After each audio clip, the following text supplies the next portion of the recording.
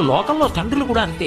ఎందుకో కానీ మరి ఆడపిల్ల మీద ఎక్కువ ప్రేమ ఉంటుంది. బహుశా కొడుకు దగ్గరికి నేను ఎప్పుడైనా వెళ్ళగలను, కొడుకు నా దగ్గరికి ఎప్పుడైనా వస్తాడు, కానీ కూతురు దగ్గరికి వెళ్ళి నాళ్ళు ఉండలేను కదా.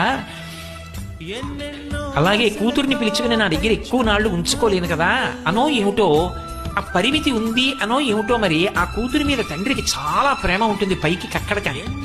కూతురు కూడా అంతే. ఎందుకని అంటే ఓ చమత్కారం ఉంటుంది. ఏదో ఇంట్లో ఫంక్షన్ అయిందనుకోండి, ఆ వచ్చిన బహుమానాలు ఉంటాయి.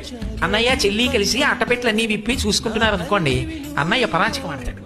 ఏమంటాడంటే, ఇవన్నీ మాకు వచ్చినవి నీకెందుకే, ఇవన్నీ ఏమైనా మంచి ఉంటే పట్టుకోదామనే అంటాడు. ఎవరు? ఇద్దరూ కలిసి ఆ ఇంట్లో పుట్టిన వాళ్ళు. నోరు ముయ్యరా, నాకేం అక్కర్లేదు, మీ బావగారు నేను అడిగితే బోల్డ్ అని కొని పెడతారు అని పొడుచుకు చెప్తుంది. ఎన్ని మాటలు చెప్తుందో నాన్నగారండి, అన్నయ్య అలా అంటాడు, ఈ పెట్లు కానీ నేను ఇప్పుడు ఇప్పానంటే అంటుంది. అది బాధ. ఈ ఇంటి పిల్లని అంత మాట అంటారా అని.